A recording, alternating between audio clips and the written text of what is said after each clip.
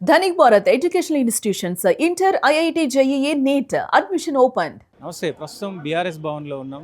So ప్రధానంగా 3 గంటల పాటు పెద్ద ఎత్తున బీఆర్ఎస్కి సంబంధించినటువంటి దిశానిర్దేశం అయితే కేసీఆర్ చేశారు.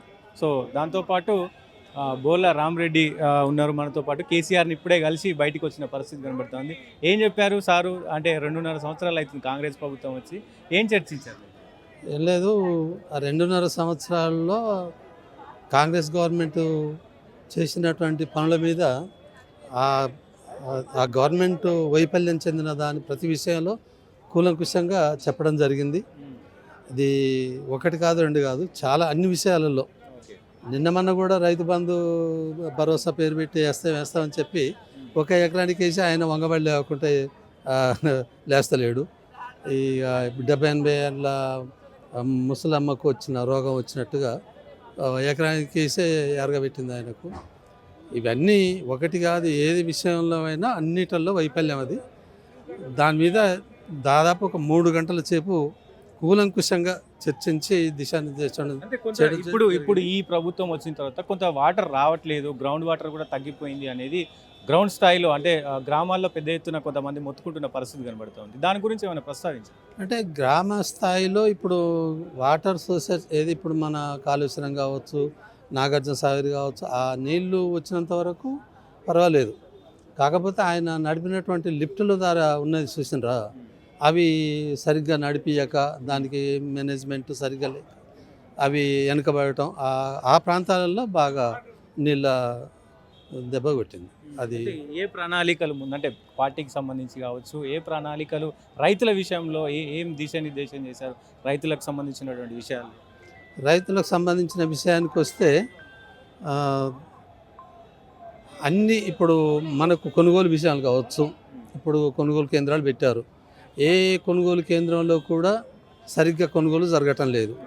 మిల్లులోళ్ళు ఇంతకుముందు టీఆర్ఎస్ బీఆర్ఎస్ గవర్నమెంట్ ఉన్నప్పుడు సన్నధాన్యము 3,000 రూపాయల క్వింటల్ చొప్పున 2,800, 3,000 చొప్పున తీసుకున్నటువంటి ధాన్యాన్ని ఇవాళ మిల్లర్స్ అంతా ఒకటే ఈ కుమ్మక్కయ్యి ఈ ప్రభుత్వంతో లాలుచి పడి, అక్కడ ఉన్న ఎమ్మెల్యేలు కావచ్చు, మంత్రులు కావచ్చు, ఎవరైనా కావచ్చు, వాళ్ళతో లాలుచి పడి వాళ్ళకు తగిన విధంగా తగిన పారితోషికం తగిన విధంగా వాళ్ళకి ముఠ చెప్పి వాళ్ళ ఇష్టానుసారంగా కటింగులు, 1 క్వింటలు ధాన్యం తీసుకపోతే క్వింటల్కి 4 కిలోల 5 కిలోల అట్లా కట్ చేస్తున్నారు.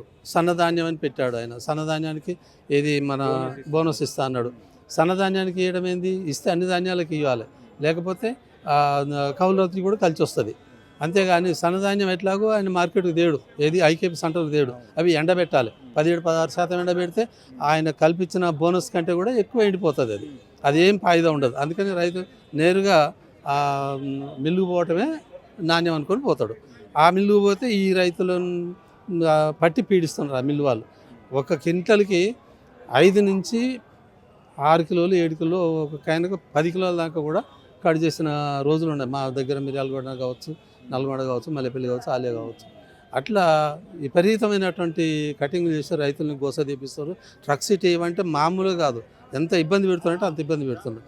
ఈ నిర్వాహకులను పోయి ట్రక్ సీట్ తీసుకురమ్మనంటే మీరే పోండి మిల్లు కాడుకనంటారు. మేము పోతే మిల్లుడు ఏమిటికైనా పనికి రాణిస్తలేడు. మరి నిర్వాహకులు ఉంటారు కదా, ఐకేపీ సెంటర్ పంపించే, ఇప్పుడు బ్యాంకు వాళ్ళు కావచ్చు, ఐకేపీ కావచ్చు, వీళ్ళు సంఘబంధాలు కావచ్చు, వాళ్ళే మాట్లాడి వాళ్ళే ట్రక్ సీట్ తెప్పియాలి. వాళ్ళు ఏ తూకం ఇస్తారో అక్కడ ఏ తూకం ఇస్తారు. ఇప్పుడు 42 తూకాన్ని పెట్టారు. ఇంతకుముందు 41 తూకం తోడిపోయి 40 కిలోలు కట్టించేది రైతుకి. ఇప్పుడు నేరుగా 42 పెట్టారు. వాళ్ళే కలెక్టర్ గారు చెప్పారంటే 42 పెట్టి 40 కిలోలు కట్టేయమన్నారు. 42 కిలోలు జోకి కూడా ఆ మిల్లాయన మళ్ళీ కటింగే, నెల యాదావిధిగా కటింగ్ క్వింటల్ కింద అని.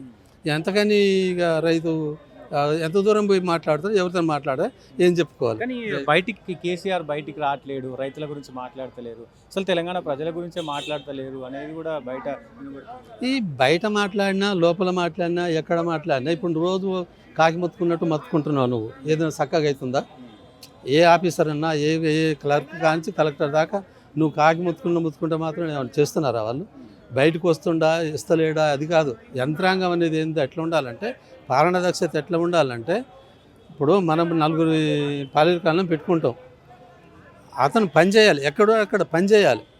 ఏ వ్యవస్థలనైనా, ఏ డిపార్ట్మెంట్లో అయినా ఆ వ్యవస్థకు సంబంధించిన ఉద్యోగి పనిచేయాలి, పనిచేసేటట్టు చూడాలి. ఇక్కడ మనం సింహాసనం మీద కూర్చున్నామంటే వాడు భయపడి పనిచేయాలి. ఇది అట్లా కాదు కదా, నువ్వు వస్తున్నావంటే కూడా ఏం భయం లేదు వాడికి.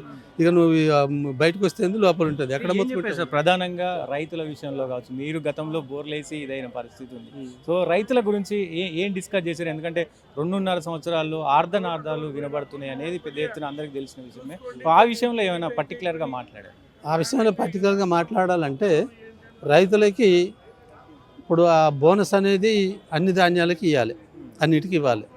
అది కౌలు రైతుకు కూడా కలిసి వస్తుంది రైతు విషయంలో. ఎందుకంటే ఇప్పుడు నా రైతు పెద్ద రైతు ఉంటాడు అనుకో, కౌలుకి ఇస్తాం, కౌలుకి ఇస్తే రైతు భరోసా అనేది పట్టేదారికే పోతుంది కదా. మరి కౌలు రైతుకి ఏంటి లాభం దానివల్ల? అది కాదు కదా. నువ్వు ధాన్యానికి అన్ని ధాన్యాలకు బోనస్ ఇచ్చావు అనుకో, ఆ ఇచ్చే బోనస్ ఏందో ఆ కౌలు రైతుకి కలిసి వస్తుంది. అదొక ప్లస్ రైతుకి. అది కాకుండా ఇప్పుడు ప్రాజెక్టుల విషయానికి వద్దాం. ఏ ప్రాజెక్టులనైనా సరే నువ్వు ముందు చూపుతోటి ప్రణాళికాబద్ధంగా పనిచేపి. ఇప్పుడు ఎరువులు ఉన్నారు, ఎరువులు ఎట్లా గోస తీస్తున్నాయి ఇప్పుడు 2 సంవత్సరాల నుంచి. యూరియా కావచ్చు, ఇంకేదైనా కావచ్చు, అది దేశం అంతా టెరికే. అది ఇదేనా పరిపాలన దక్షత అంటే? మరి కేసీఆర్ బయటకు వెళ్తలేడు, మాట్లాడతలేడు, అది కాదు కదా. ఆయన ఏడ కూర్చున్నా ఏం లేదు, నీకు ఎక్కడ ఏం జరగాలో అక్కడ జరుగుతుంది, పని జరిగిపోతుంది. నువ్వు వచ్చి ఊతని బాధకి వెళ్ళి కాకి ముత్తుకుంటే మాత్రం పనులు అవుతున్నాయా? ఎందుకు వేస్తలేదు? యూరియా బస్తా ఎందుకు అందలేదు? ఎరువులు ఎందుకు అంతలేవు? విత్తనాలు ఎందుకు అంతలేవు? సబ్సిడీ ఎందుకు ఇస్తలేవు? ఏమి ఇస్తలేరు. అవి వచ్చిన విత్తనాలు కూడా నకిలీ మొత్తం పూర్తిగా. ఒక్కో రైతు తీసుకొచ్చి లాభోదివో ముత్తుకునే రోజులు కూడా చాలా ఉన్నాయి. ఇవన్నీ ఎట్లుంటాయంటే అడ్మినిస్ట్రేట్ లేని ప్రభుత్వం ఇది. అది ఒక అడ్మినిస్ట్రేట్ వాళ్ళకి భయం లేని వ్యవస్థ అయిపోయింది అంతా. అది దాని మీద చాలాసేపు చర్చించాం, అయిపోయింది, జరుగుతుంది. ఒక 2 సంవత్సరాల్లో మళ్ళీ తిరిగి వస్తాం, మళ్ళీ రైతు రాజ్యం వస్తుంది. రైతులను కాలు మీద కాలు వేసుకొని దర్జాగా తల దిండు పెట్టుకొని పండుకునే రోజు వస్తాయి. కొంచెం వస్తుంది, ఎందుకంటే మనుషులలో కొన్ని జీవితంలో ఒక పూజ అనేది ఒకటి ఉంటుంది. కానీ వాళ్ళ కూతురే మరి కవిత ఇంకా కారు పని అయిపోయింది, స్టీరింగ్ తప్పిపోయింది అని అంటుంది. అవి ఆమెను ఎవరో ఒక రకంగా గేమ్ ఆడిస్తున్నారు. బీజేపీ వల్ల కాంగ్రెస్ వల్ల కావచ్చు, కానీ మొత్తానికైతే ఆమెను వెనుక ఉండి నడిపిస్తున్నారు. అది ఏది సార్లు బెదిరి. ఇప్పుడు ఆమె విమర్శిస్తే పాలకపక్షం ఉన్నది, ఢిల్లీలో పాలకపక్షం ఉంది. ఎవరైనా కొత్తగా పార్టీ పెట్టినా ప్రతిపక్షంలో ఉన్నా ఎవరిని దూషించాలి, ఎవరిని విమర్శించాలి? పాలకపక్షాన్ని దూషించాలి. అది కాదు కదా, నువ్వు ప్రతిపక్షాన్ని బట్టి దూషించేది ఎంత కళ్ళ ముచ్చటది. అది తెలివైన విషయం. అది కూడా అది కరెక్ట్ కాదు. ఆమె కూడా ఆలోచన చేసుకోవాలి. ఏం మాట్లాడు ఆమె మాట్లాడుతుంది, కానీ ఆయనే మాట్లాడు కూడా. ఇక ముందు కూడా ఆయన గురించి ఏం మాట్లాడు. Thank you.